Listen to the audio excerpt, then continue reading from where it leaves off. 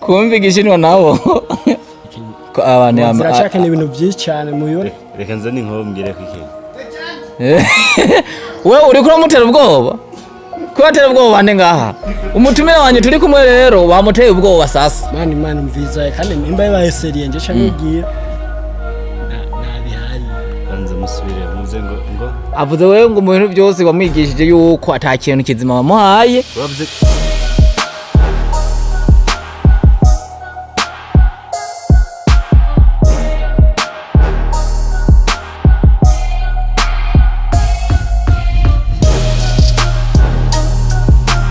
Hello my people, my name is Wakagali official. This is start time, this is Konda. I wish to wish, they wish. Ebana, inyuma ya kamera letu kumwe n'umuntu ze yanditse ko mbe nino nanteye hajya intuze ijire yambaye. Ebana, ase ayi muze. I'm fresh man. Umeze poa? Yeah man. None kumengo liko kinene kuganana. Sakini ni bisanzwe n'umuze. Aha, uyu mutumire dufise no munsi yavuze ati jewe reka nsimbire kuri Wakagali official. Mvuge ikintu kiri ku mutima. Ikintu cyambere twamusaba nuko yobanza kidondora akavuga uko yitwa no kumwe bimeze n'ivyo asanzwe akora mu buzima busanzwe. Ya. Kumva igifaransa je m'appelle Imam. Akabanze kubitaza Ngibi. Kuba tumva nayo kiri igifaransa tuvuye nitwa Imam. Kumva igishinwa nabo. Cameraman dumvise ne Aisha. Ariko adusarisha gose kumva igishinwa. Cameraman ko adutwenza wewe. Okay, kumva ikirundi nitwa Imam. Ndibaza Imam byose ntigyo bagora kuvuga kandi aje mu benshi bamenyereye nitwa Ngibi. Man yakuguma rutwenza wewe bana. Nuse guma rutwenza. Okay.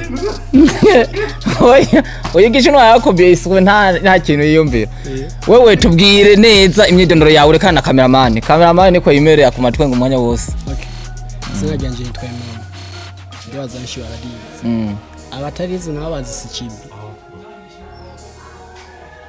Mane yaguma tuderanje. None usanzwe ukora iki? Ngibi. Je mu buzima busanzwe cyatumye nitwa Ngibi nta.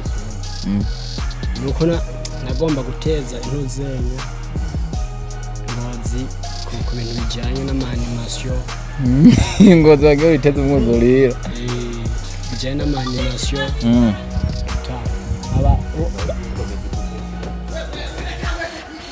Hanyuma none wewe kumenga byose wabivuye. Oya sinabivuye mano umutipe katugora. avuze gute Avuze ngo ni Ngibi ngashaka kuzoteza imbere ngozi mu bihe ngo umwuzurire bijyanye n'amanimation ku mafoto meza ku ma video. animation yabaye Animation bijyanye n'amarogo ubirakenya iki Kenya ngozi ko abantu zirashaka ibintu byinshi cyane muyore reka nze ni nkombwire kwiki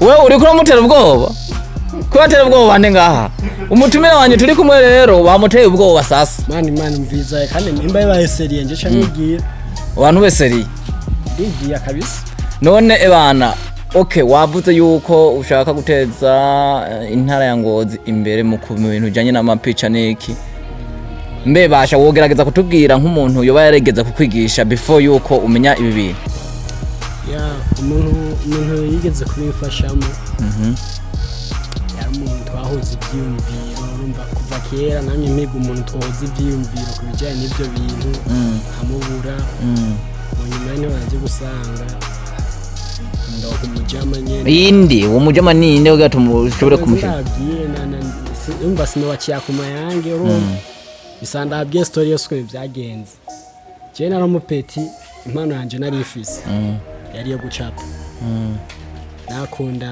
wacapa inguru ugacapa impene ugacapa imbwa ugacapa iki wacapa sawa ibintu byose nabicapa urumva rero mu nyuma bica biraza ntangwa kubona amafilme y'ikizungu darawukuna kogwa wasanga nka byandi ngene ndiko ndacapa yego mu nyuma rero aho monsieur shwari mu nyuma rero azanye inkoho bice bicika hanyuma oya nivyo ci mu nyuma rero inza guhiga rero umuntu novuga ati basi yo babizi kwa nakunda kubona amafilme y'indundi nkabona mbega ahubwo ni inkuru nana Yohani ibintu byinshi ndabirabasanga ni nyine bya fake ni bya fake nakinza guhari rero n'umutipe duhu ahantu twahuriye nahantu bakunda bakinishiriza ibintu by'amagame kwanje nakunda ibintu by'amagame cyane sawa cyandaza Yohani umutipe wo mujama mbwiye ati hari ahantu bakinisha amagame kandi ari professional kandi meza cyane ngiyeyo cyasanga ari akajama Yohani kamaze kuba gasitari mu mutwe ndake urumva ni nk'akanyamere kandi uko nene kimereye sa ntikomplika turavugana Yohani tutanga kuba bajama turatangwa tunankuza ndamufasha hogira iki azonyigishe bya bindi azi kombe wari umuntu uze wari mu importer go ku ruhande ko naje urumva niyo ngaho sana turamenyerana turabajama mu nyuma yarakiza kunyigisha abantu ndaza ko bari baza ati ngo umuntu uwo muntu niwe dushaka kumenya nyine uwo muntu yatumye agutereka mu ikintu kugira nawe ugeraho wigejeje uyu munsi uwo muntu niwe producer wanje re sasa nkubu yotonda ni nkoho ivyo wowe uvyemeze ayizanye singuwo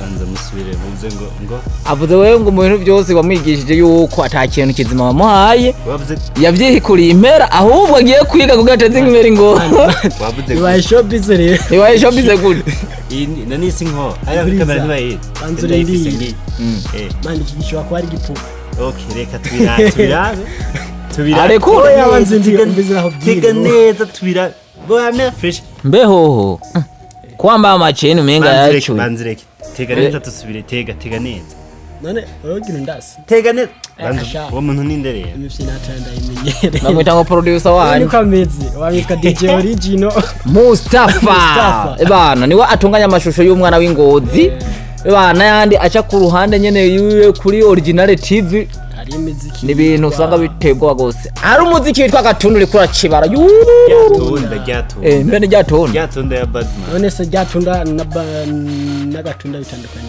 Gatunda na Gatunda agatunda na Gatunda umbasho kintu bitandukanye henye ndega bitandukanye Gatunda reka yifarana Gatunda urivuze ko ari umva ni Gatunda nk'ubusho bwati Gatunda riri agatunda naho cumbu tugashira mw'imbisi aragiye none yabuze kuyiki ngo Gatunda ngurumva ngo ari ningisije Gatunda omba taducanganye ebana twari kumwe n'umutumire wacu yitwa Ntuzeye Imamu ngo yomba ari Sichibi n'umukameramani wacu neza na neza ariko arutunganiza amashusho turiwe turavuga mugabo ebana ubundi wewe atunganya amashusho ateye ubwoba kandi rero turabasezeye tubasabe kugira subscribe kuri Wakagali official na DJ Origin hariho Ntuzeye Original TV iyo mugana mugiye ko subscribe mu sharing ahantu hose turabakunda ni wa muhungu wanyu tigiranirwa ikibo cyo ni kubera iki kubera Imana ciao yebana